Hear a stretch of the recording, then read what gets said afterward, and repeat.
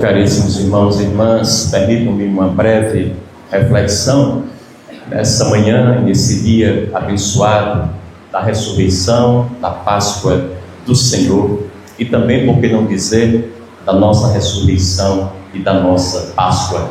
Uma vez que tudo o que acontece a Jesus Cristo, Ele sendo 100% verdadeiramente homem, ser humano, é aquilo que Deus quer que nos aconteça.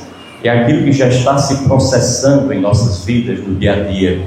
É aquilo que já aconteceu antes, desde os tempos mais remotos. É aquilo que continuará a acontecer daqui até o fim. Então, olhar para Jesus Cristo é olhar para esse protótipo de ser humano, esse ser humano por excelência, que para nós é um espelho no qual nós nos refletimos. Se alguém quiser saber quem foi um ser humano de verdade, para poder inspirar-se nele em busca da conquista da sua própria humanidade, olhe primeiramente para aquele que foi o ser humano por excelência, essencialmente, Jesus Cristo. Mas também há outros seres humanos mais plenos do que nós, mais evoluídos do que nós. Para eles também devemos repousar o nosso olhar. Voltando à Páscoa do Senhor, que celebramos agora, talvez seja melhor traduzida por uma palavra mais conhecida nossa: passagem, mudança, nova vida, palavras correlatas e sinônimas de Páscoa. Então a Páscoa é passagem. Isso nos lembra o caráter provisório e passageiro da nossa existência e da existência de todas as coisas nesse mundo. Aliás, o nosso sofrimento acontece, em geral, porque nós não queremos deixar passar aquilo que foi feito para passar. Quando nós queremos que dure o que não foi feito para durar, o sofrimento automaticamente se instala em nós. É uma luta que não tem vencedor. Não tem vencedor. Ao contrário, a libertação chega para a gente quando a gente deixa passar o que foi feito para passar e fica atento àquilo que não foi feito para passar, porque dentre as muitas coisas que passam, a grande maioria de coisas que passam, há algumas às quais devemos estar atentos e nos agarrar, porque elas não passam, elas são imprescindíveis.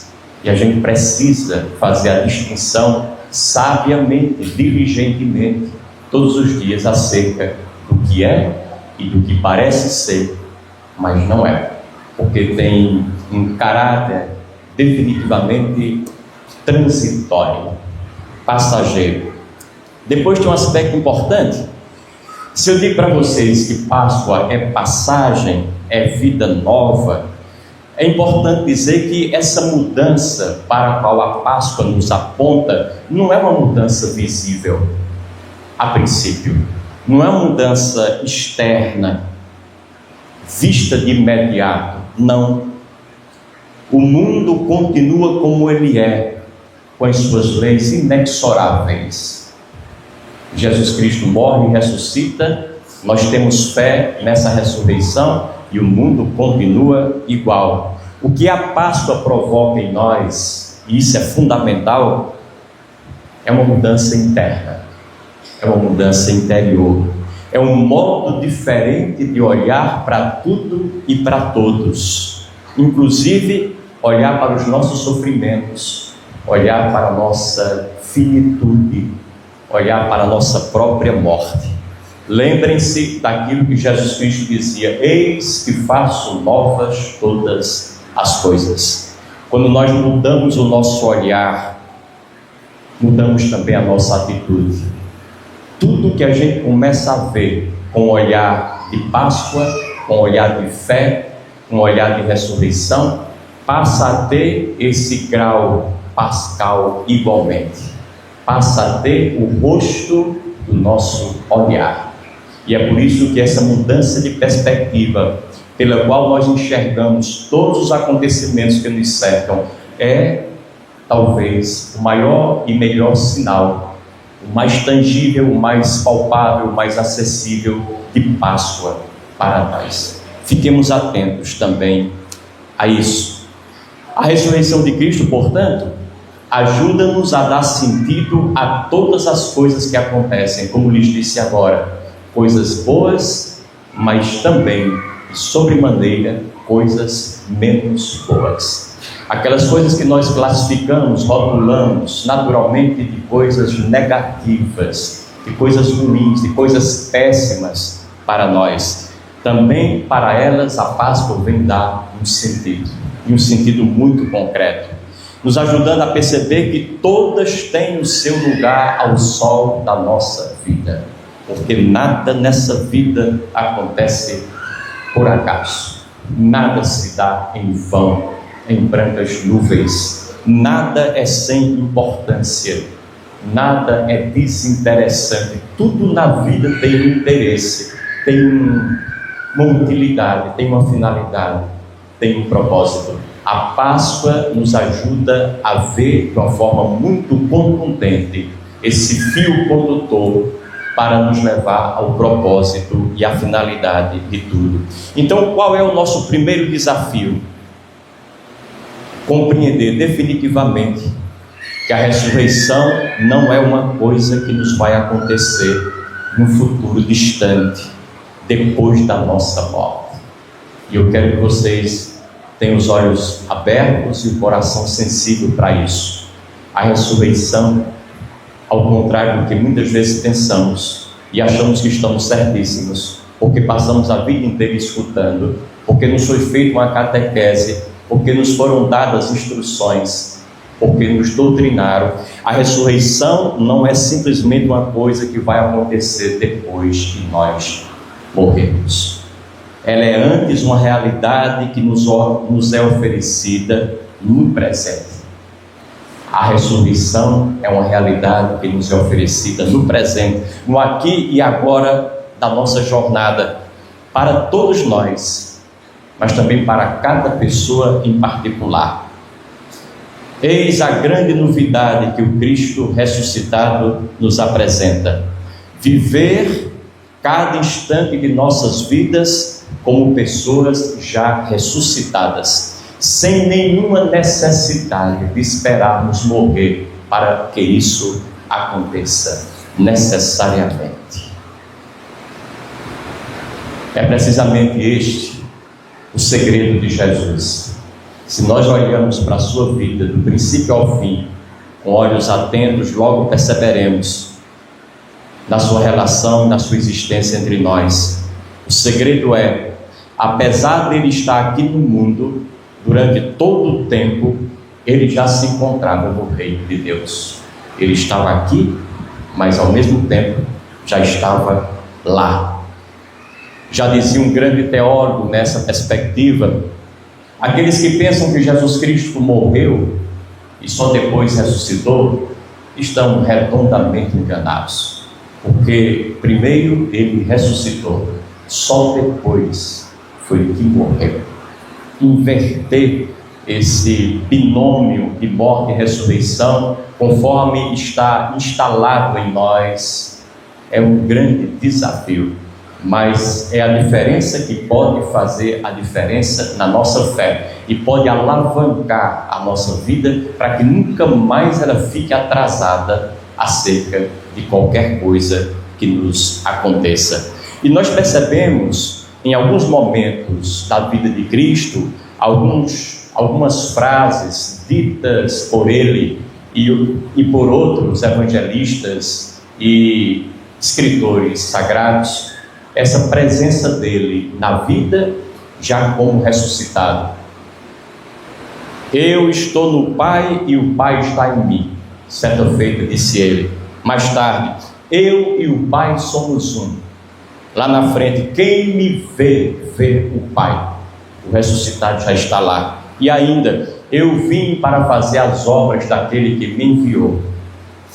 Poderíamos passar muito tempo aqui citando palavras textuais do próprio Cristo para confirmar que ele ressuscitou antes de morrer, que ele é do céu antes de ser da terra, e mais apropriadamente, Ele é do céu, sem deixar de ser da terra.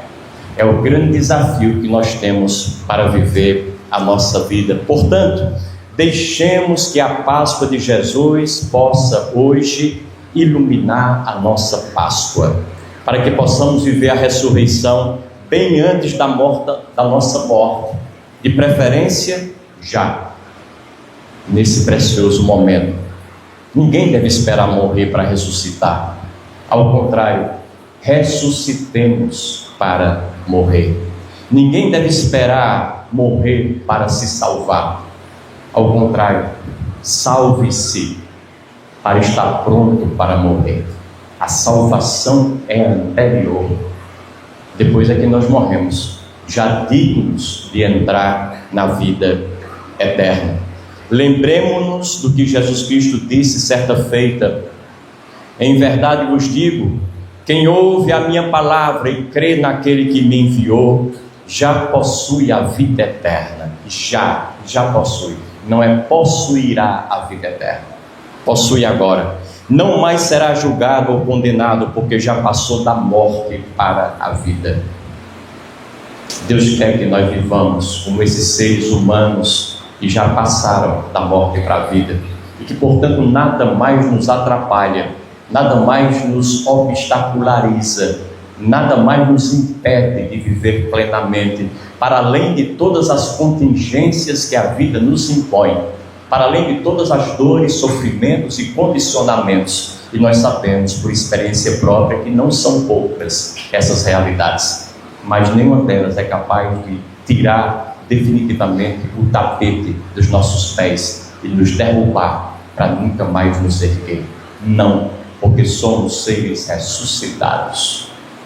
A mesma essência espiritual de Cristo, Ele revelou e soprou sobre nós. Portanto, vivemos essa experiência por vontade de Deus. Nenhum de nós pode declinar dessa verdade que lhe compõe, que lhe constrói, que lhe faz ser aquilo que é. É uma realidade profunda e ao mesmo tempo muito fácil da gente compreender e acessar. Mas aqui vem uma pergunta importante, que a lógica do meu raciocínio nos permite fazer. E como é que poderemos ressuscitar já, aqui e agora, nesse mundo? Qual é o caminho? Qual é o segredo? Qual é a chave? Qual é a senha? Para usar uma palavra mais atual. Naturalmente, não existe uma resposta absoluta e única para uma questão como essa. As possibilidades são imensas, quase beiram as fronteiras do infinito.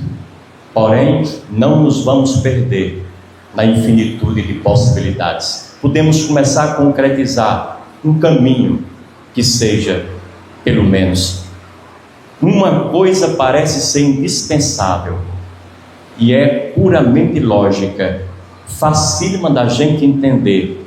Se nós quisermos ressuscitar aqui e agora, precisamos obrigatoriamente estar envolvidos e comprometidos com o aqui e o agora, com o presente da nossa vida. Essa é uma condição sine qua non. Ela é básica e indispensável. Isso significa, na prática, deixar de querer outras coisas, outras pessoas, outros lugares, outras realidades diferentes daquelas que temos aqui e agora. Quando nós não estamos presentes no presente, estamos sempre ansiando coisas no futuro, ou então emocionalmente ligados a coisas do passado, nós perdemos a possibilidade de estar presentes, logo perdemos a possibilidade de ressuscitar. A Páscoa ficará mais distante de nós, até porque se eu quero uma coisa no futuro, espero e aposto apenas em coisas do futuro. Se vier outra coisa além daquela que eu já tenho comigo agora, eu logo desejarei mais uma, e assim eu nunca sairei desse ciclo vicioso, nunca sairei.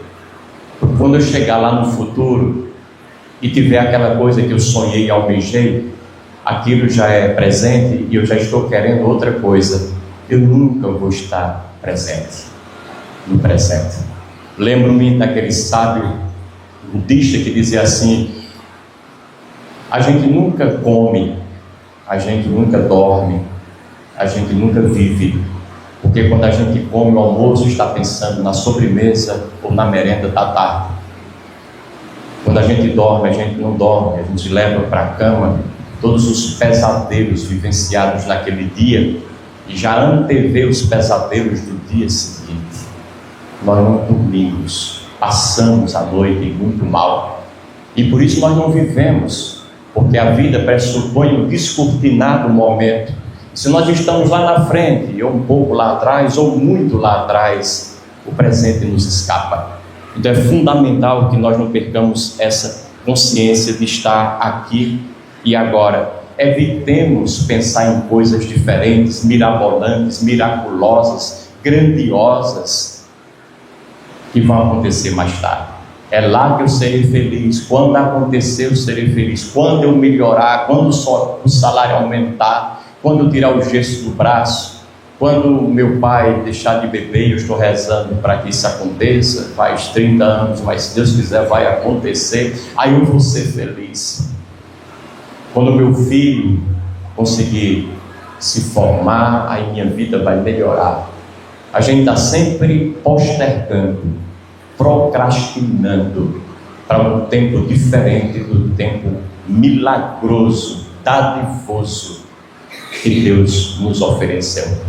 Aí quem está vivendo assim vai ter dificuldades em saber o que é Páscoa, vai ter dificuldades em experimentar em si próprio a ressurreição do Senhor, que lhe foi dada, inclusive. Aliás, como dizia um amigo meu, se alguém é infeliz num barraco de 30 metros quadrados, se amanhã ganhar na Mega Sena e comprar um palácio de 600 metros quadrados e para lá for, ele continuará infeliz da mesma forma, porque para onde a gente vai, a gente se leva.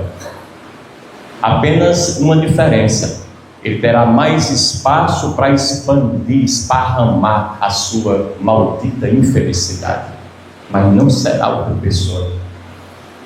A Páscoa acontece dentro da gente, ou há essa mudança interior, ou qualquer coisa que a gente toque vai ser aquilo que a gente é.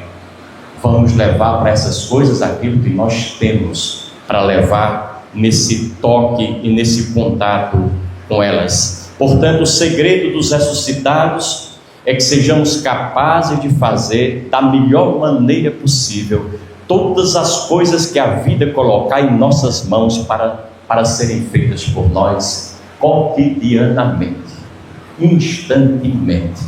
A ressurreição é isso. Trata-se de procurar fazer o nosso melhor hoje, agora, com as condições que nós temos. Se amanhã as condições mudarem e forem mais favoráveis, nós podemos fazer melhor ainda. Se depois de amanhã ou daqui a um ano for tudo uma maravilha, mais maravilha e maravilhosa será a nossa vida. Quando nós aprendemos a viver realmente com intensidade, com plenitude, fazendo bem a nossa tarefa cotidiana, convivendo bem com as pessoas de maneira justa, ética, cordial, amiga e fraternal, então, e aqui eu chamo a atenção de vocês, não mais precisaremos buscar qualquer outra recompensa, seja aqui ou na eternidade. A própria vida já é a nossa recompensa. A própria vida que nós levamos já é a nossa recompensa. Ou, dependendo do caso, se escolhermos uma vida ruim, e a escolha sempre está em nossas mãos, majoritariamente, a vida que nós levamos já será o nosso castigo. Não precisamos esperar um castigo em outro lugar, em outro tempo ou na eternidade. Trata-se aqui de trazermos o céu para a terra, o divino para o humano, o eterno para o provisório. Ou seja, viver a ressurreição não apenas como um projeto, e repito a vocês, para um futuro distante, incompreensível, e sim como uma realidade viva, atuante, passível de acontecer na atualidade dos nossos dias. Tinha um monge antigo que dizia: quem não encontrar Deus nessa vida, tampouco o encontrará na outra. E atenção, isso não nega a existência da ressurreição para a vida eterna depois da morte. Uma coisa é uma coisa, outra coisa é outra coisa. Quando nós afirmamos algumas coisas, não estamos negando outras realidades igualmente importantes e verdadeiras. Apenas o que eu estou dizendo nos diz que a vida que temos aqui agora é a nossa chance de viver todas essas verdades encerradas em Jesus Cristo, de construir, de fazer a experiência da ressurreição por nós próprios. Após a morte, nós não podemos mais nada. Depois da morte é Deus quem vai fazer, é Deus quem vai agir.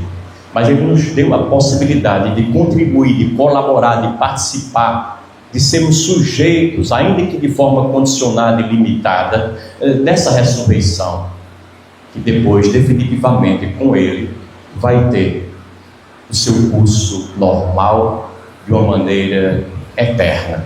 Mas aqui é o nosso espaço para assim o fazermos. A parte de Deus está sempre assegurada, só nos resta fazer a parte que nos cabe. E é por isso que a ressurreição, a eternidade, a salvação é dom de Deus, sim, mas também é conquista humana. Cada um tem que conquistar a capacidade, a possibilidade de experimentar essa realidade que Deus colocou em nossas mãos para ser vivida, experienciada por todos nós. Lembro-me daquela história de um professor de teologia, na Idade Média, professor renomado de uma grande universidade europeia, que foi à procura de um monge, que diziam que era um monge sábio. Cada palavra que ele dizia era um espetáculo, era uma inspiração. O monge também era muito conhecido e de fama. Levaram um tal professor de teologia, muito falante, convencido de que sabia muitas coisas, para conversar com aquele monge, e imaginaram: vai ser a conversa do século. Botar esse professor diante desse sábio, eles vão conversar que não vai ter para ninguém. Lá, quando estavam juntos, o professor começou a falar, a interrogar, a dizer coisas, a postular, e falava sobre o céu, sobre o inferno, sobre o purgatório, sobre os anjos, os querubins, os serafins, sobre as milícias celestes, que eram assuntos próprios e temáticas próprias daquela época. E o tal monge sábio, só calado, olhando para o tal professor, não disse absolutamente nada, parecia que era mudo de nascença. Os espectadores que lá estavam ficaram decepcionados e ao mesmo tempo bravos com o tal sábio. Quando o professor foi embora, depois de ter falado e perguntado tantas coisas, sem qualquer resposta, e muito aborrecido por isso, perguntaram ao professor, perguntaram ao tal monge: mas monge, pelo amor de Deus, esse homem veio da universidade, é um homem muito culto, falar com o senhor sobre esses temas importantes. Ele falou o tempo inteiro, o senhor não deu a mínima bola para a fala dele, o ignorou, fez silêncio. Por que o senhor fez isso? Ele olhou para os seus interlocutores e disse: não foi de propósito, não foi pessoal, eu nem conheço esse homem, nunca ouvi. Agora, ele veio falar sobre coisas do céu, inferno, purgatório, paraíso, anjos e demônios. Eu não conheço nada disso, absolutamente nada. Se ele tivesse falado das dores, dos sofrimentos humanos, aí a gente tinha conversa para 2 dias. Mas ele não falou de coisas que eu conheço. Daí o meu silêncio. Isso me faz lembrar aquele outro monge sábio que estava nas paragens de um reinado, de um rei, de uma corte, e o rei foi até ele, porque queria saber uma coisa que ninguém lhe disse até então. Levaram-no lá, quando ele chegou, desceu da carruagem, o tal monge sábio estava no meio do templo, e ele disse: eu vim aqui para lhe fazer uma pergunta. Se o senhor me responder, o senhor terá tudo o que quiser do meu reino e da minha parte. Palavra de rei. E o monge olhava para ele, e o tal rei perguntou: eu vim aqui para o senhor me dizer o que é a morte. O sábio olha para ele e diz: e eu sei lá. Ele diz: mas o senhor não é um monge sábio? Ele diz: posso até ser, mas ainda não sou um monge morto. Isso tudo nos coloca diante da vida de maneira muito firme e forte. Devemos colocar os pés firmemente no chão da realidade para a qual nós nascemos, para a qual nós viemos. Porque hoje há um movimento nas igrejas, em todas elas, cristãs, mas também na nossa, que é um movimento de tirar as pessoas do mundo e levá-las para uma dimensão espiritual inexistente, fictícia, ilusória. E é tão engraçado isso, porque essas pessoas agindo assim acham que estão fazendo da melhor maneira possível, conduzindo o seu rebanho para Deus, quando é o contrário. Porque Deus, Ele quis se fazer homem, Ele veio, encarnou-se em nossa vida, viveu nossa vida em tudo e por tudo. E nós queremos desencarnar, viver uma espiritualidade abstrata, conceitual, uma espiritualidade que está voando por aí nos ares. Queremos ir para o céu antes do tempo.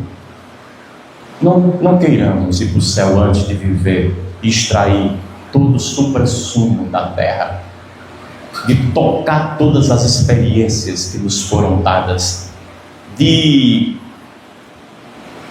entrar em todas as possibilidades, viver todos os recursos até esgotá-los no máximo da nossa possibilidade, da nossa capacidade. Um dia eu estava vendo na internet um sacerdote, um colega de batina preta, que hoje está na moda, todos os padres estão empatinados. Eu fico até meio sem jeito quando chega sem batina, nem sem o colarinho de padre, mas é o momento. Os padres mais jovens ainda, mais empatinados do que nunca. E um dos padres diziam assim: a batina é para dizer para o povo que nós morremos para o mundo. Eu fiquei com pena do padre. Esse mundo é tão bom, tanta coisa maravilhosa que a gente pode fazer nele e através dele, tantas coisas deslumbrantes que a gente pode viver, tantos recursos, tantas possibilidades. Mas eu vou morrer para o mundo. Não morra, porque Jesus Cristo não morreu para o mundo. Jesus Cristo se encarnou no mundo, para que o mundo vivesse por Ele e nele. Então experimentemos as coisas que a vida nos possibilita. Façamos enquanto nós podemos, porque vai chegar um dia em que você vai querer e não vai poder. Porque quando você pôde, você não quis. Você declinou dessa sua condição, dessa sua capacidade. E quando a gente toca o maior número possível de coisas, de realidades, com esse espírito de desbravador, de gente de fé, de gente honesta, de gente boa, que quer viver plenamente a sua vida na confiança de Deus que está em si, acontece a ressurreição para nós. Deus é diversidade. E quanto mais nós formos diversos na nossa vida, mais nos aproximaremos dele, mais ressuscitaremos com ele. Mas para ressuscitar, primeiro é preciso não morrer, primeiro é preciso viver como Cristo viveu. Só depois, quando a morte chegar e bater a nossa porta, impreterivelmente, sem mais nenhum recurso de apelação, é que nós com dignidade erguemos a cabeça e vamos embora para a morada eterna com o Pai. Mas vivamos a nossa vida, ressuscitemos nela antes de chegar à vida definitiva e à ressurreição eterna. Louvado seja o nosso Senhor Jesus Cristo.